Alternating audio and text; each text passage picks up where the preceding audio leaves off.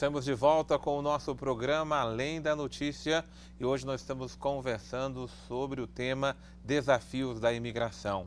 O desafio de acolher, o desafio de amar. Eu vou novamente relembrar aqui, porque seria bom que até o final do programa, nós e o nosso povo em casa guardassem esses 4 verbos. O primeiro nós já guardamos bem, falamos no primeiro bloco, que é o verbo acolher, né? Exato. Muito importante. Vamos agora no segundo bloco gravar bem, irmão, o segundo e o terceiro bloco.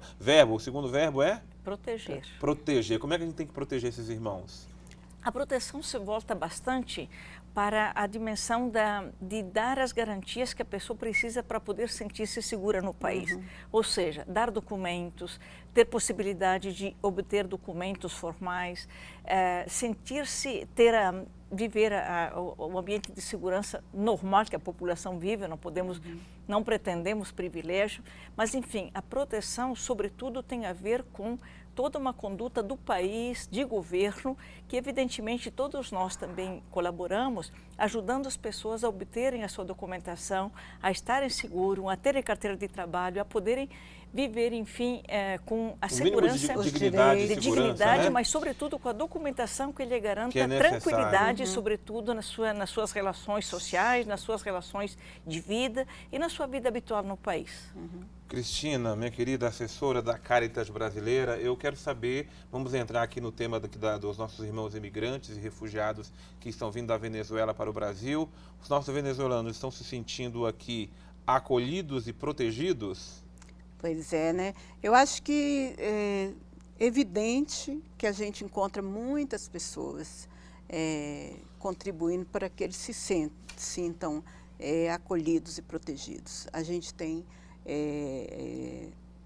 visto que, por exemplo, em Roraima, lá em Boa Vista, tem muitas pessoas nas paróquias contribuindo, ajudando, recebendo, acolhendo, né? Agora também encontra-se também tensões, né? Você imagina que uma cidade pequena, que de repente você tem uma quantidade razoável de pessoas chegando a cada dia e ficando nas praças, ficando na rodoviária, de repente é uma situação que algumas pessoas se sentem incomodadas, né? Algumas se sentem ameaçadas, né? Acham que, às vezes, acham quando eu digo que são ameaçadas, pessoas... não é que eles vieram matar, não, mas eles vieram tomar o nosso lugar, o nosso emprego, exatamente, né? Esse tipo de insegurança que gera, né? Gera, e depois, assim, são pessoas que estão ali, às vezes não tem mesmo o que fazer, ficam esperando dias para ver se consegue resolver a situação de documentação, ou muitas vezes querem sair para outros estados, então estão buscando passagens, um jeito de sair ali. Então, esse processo também gera tensões. Mas né? eu quero aqui exaltar, junto com a irmã Rosita que está aqui, com a Cristina que está aqui, não é? O papel que a igreja tem exercido na questão de acolher os nossos imigrantes e refugiados que vêm da Venezuela. Sim. A igreja sempre esteve de portas abertas, né? Mas é importante lembrar que lá, especificamente em Roraima, a igreja escancarou o coração, né? Para poder, porque é uma situação, é um fenômeno que veio assim de uma forma até muito violenta, né, irmã? São muitos que vieram de uma vez só, né? Em pouco tempo. Em pouco tempo estão vindo, né? E então isso gerou uma preocupação, para dizer que é uma responsabilidade dos nossos governantes. Os governantes não podem se omitir nesse papel, seja o governo local, estadual, federal, acima de tudo, não é? Mas o nosso papel da caridade cristã, nós não vamos simplesmente ficar olhando para a situação e lamentando, né? A igreja, como sempre, está ali com as mãos estendidas para fazer algo para esses nossos irmãos. E é importante, assim, perceber que as pessoas também não saem simplesmente porque querem sair. No caso, por exemplo, dos venezuelanos, né? Existe uma situação onde as pessoas não têm opção, né? Precisam buscar caminhos para poder se alimentarem seus filhos.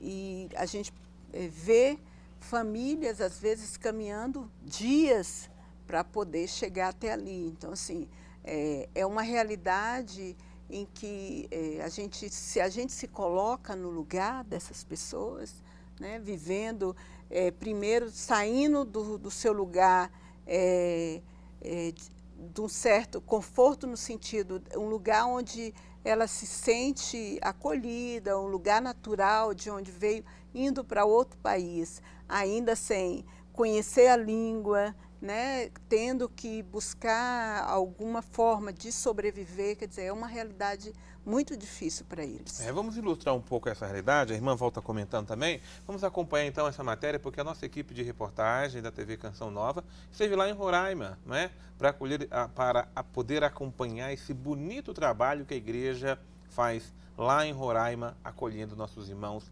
venezuelanos. Nos últimos 3 anos, o fluxo de imigração venezuelana não parou de crescer. Cerca de 400 pessoas atravessam diariamente a fronteira Brasil-Venezuela. A fronteira é um limite político, né, estabelecido pelas nossas nações. Mesmo que haja esse limite, não, digamos aí, político, de direito, não, pelas questões geográficas das nações, creio que no nosso agir, na nossa vivência como humanos, né, como humanidade, não deveria existir fronteiras, ou seja, divisões, separações. Muitos fogem da fome, do desemprego, da instabilidade política vivida na Venezuela nos últimos anos. O fluxo migratório, que começou em 2015, bateu recorde em 2017 e continua aumentando em 2018. Todos os dias tem sido assim.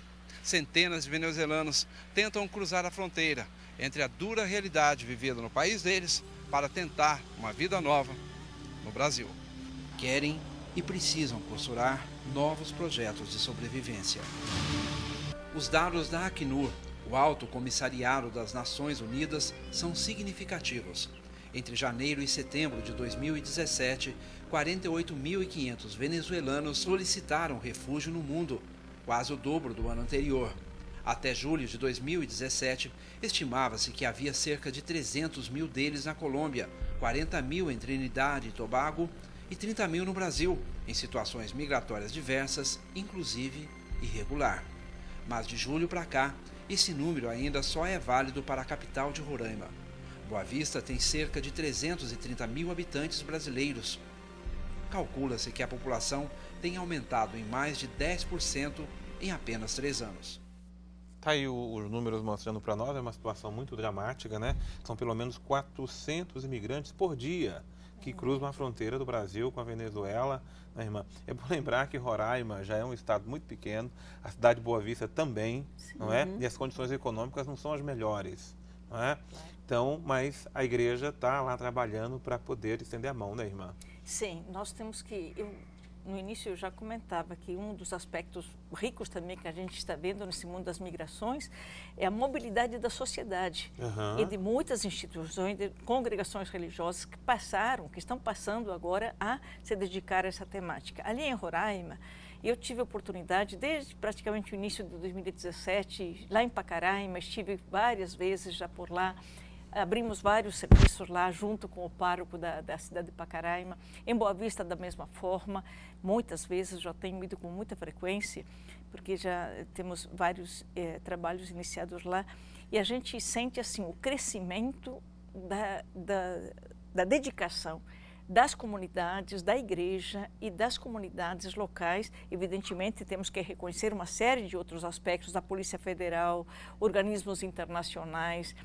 Há muitos atores trabalhando, mas no âmbito especificamente da igreja, olha, há paróquias, como é a paróquia da Consolata, uma delas que fornece diariamente jantar para 1.200 pessoas. E é a comunidade que se move para isso. São doações, são generosidades, que dá só um exemplo sem destacar ou colocar as outras em segundo plano. Só para dar um exemplo, em Pacaraima, na fronteira, o Padre Jesus, que é o único pároco que tem lá, ele oferece, a paróquia, que é pequena, enfim, uma cidade pequena, café da manhã para 850 a 900 pessoas por dia, de segunda a sexta-feira.